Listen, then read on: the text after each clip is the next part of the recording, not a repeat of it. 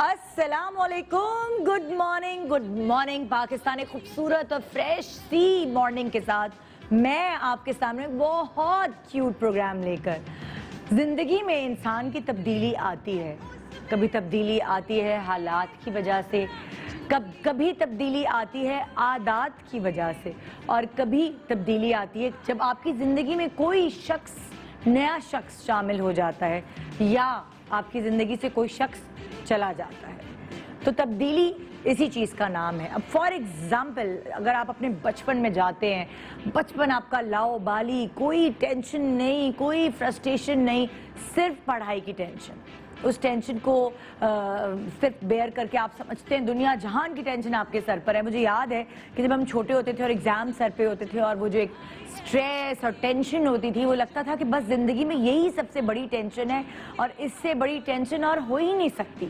مگر جیسے جیسے ہم بڑے ہوتے گئے اور بڑے ہونے کا بہت شوق بھی ہوتا تھا کہ بڑے ہوں تو جان چھوٹے، اپنی مرضی سے سوئیں، اپنی مرضی سے پڑھیں، اپنی مرضی سے کھائیں پئیں. ہمیں نہیں پتا تھا کہ بڑے ہو کے ہونا کیا ہے. تو ہر بچے کو شوق ہوتا ہے میں بڑا ہو جاؤں، بس تو میں انڈیپینڈنٹ ہو جاؤں اور مجھے امی کی ڈانٹ نہ سننی پڑے، مجھے ابا کی مار نہ کھانی پڑے.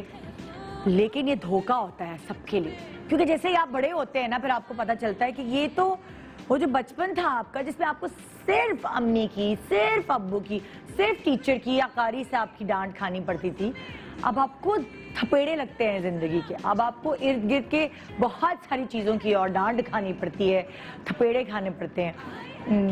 ذمہ داریاں بڑھ جاتی ہیں آٹومیٹکلی. آپ ورکنگ لیڈی ہیں یا ہاؤس وائف ہیں، پھر بھی آپ کی ذمہ داریاں یہاں سے وہاں پہنچ جاتی ہیں. پھر میں مردوں کی بات کروں اگر، تو کتنا مزہ آتا تھا نا ابا کے پیسے خرچ کر کے بائک پہ پیٹرول ڈلوانا اور یہ وہ. پھر اب آپ کے پیچھے پوری لائن ہوتی ہے، پورا کنبہ ہوتا ہے جو آپ کو دیکھ رہا ہوتا ہے کہ اب لاؤ جی پیسے، لاؤ جی سودا لے کر آئیں گے. ہاں، تو بہت سارے گھروں میں اکثر ایک لڑکا جو ہے یا ایک مرد وہ پورے کنبے کو پال رہا ہوتا ہے. تو یہ ہوتی ہے ذمہ داری جو وقت کے ساتھ ساتھ آپ کو میچور کری ہوتی ہے. پہلے آپ کی حرکتیں بچکانا ہوتی ہے نا بڑی، ہاں کوئی رسپانسبلٹی نہیں، دیر سے اٹھنا، ہاں بھائی چھٹی کر لیتے ہیں آج. لیکن جب آگے مطلب مجھے اچھے سے یاد ہے کالج کی، اسکول کی چھٹی تو آپ کر ہی نہیں سکتے تھے، تو آپ کا دل تھا بڑا کہ کالج میں جائیں گے تو کالج کی چھٹی کریں گے، تو یہ بنک کریں کلاسز. تو ہم نے کی کالج میں بنک بھی کی، چھٹیاں بھی کی. لیکن اسکول کی جو پڑھائی تھی اس کی ذمہ داری اتنی زیادہ ہمارے اوپر ایگزامز میں نہیں پڑتی تھی، کیونکہ ہمارے کلاس ٹیسٹ ہو رہے ہوتے تھے تو ہم پورے سال اسکول کی تیاری کر رہے ہوتے تھے.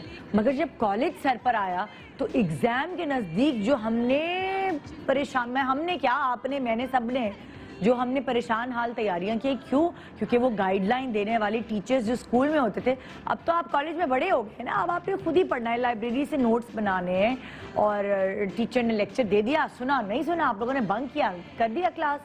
تو وہ جو پھر کالج اور یونیورسٹی کی لائف، وہ بڑی رسپانسبل لائف ہوتی ہے. ادھر ایک کلاس ادھر لینے جانا تو ایک کلاس ادھر لینے جانا، تو ادھر بھاگنا تو ادھر بھاگنا، اس پوائنٹ میں سوار ہونا. تو یہ تو ہو گئی ایجوکیشن کے پوائنٹ آف ویو کی بات. یونیورسٹی کی بات جب آپ جاب پہ لگتی ہیں یا لگتے ہیں تو اس کی رسپانسبلٹیز الگ ہوتی ہیں. اس میں نہ آپ کی طبیعت خراب ہے تو نہ آپ چھٹی کر سکتے ہیں، اس میں آپ کے گھر میں کوئی شادی ہے یا رات کو رت جگے ہوئے ہیں تو وہ صبح آپ کچھ نہیں بہانہ کر سکتے. آپ کو اپنا اسائنمنٹ جمع کرانا ہے، آپ کو اپنا کام کرنا ہے، آپ کو باس کو جا کے منہ دینا ہے، آپ نہیں چھٹی کر سکتے. وہ رسپانسبلٹی، کیونکہ آپ وہاں سے پیسے کما رہے ہیں. تو جناب رسپانسبلٹیز عمر کے ساتھ، وقت کے ساتھ بڑھتی جاتی ہے. پھر کیا ہوتا ہے، وہ لڑکی جو 1-1:30 بجے سے پہلے اٹھتی نہیں تھی، اس کو اب سسرال میں صبح سویرے اٹھنا ہے، سب کا ناشتہ بھی دیکھنا ہے. وہ رسپانسبلٹیز جو اس کے گھر میں اس کے اوپر نہیں پڑی تھی، سسرال میں تو پڑتی ہیں یار. اور اگر رشتے نبھانے ہیں، رکھ رکھاؤ رکھنا ہے، تو آپ کو ان سب چیزوں کو ساتھ لے کے چلنا پڑتا ہے.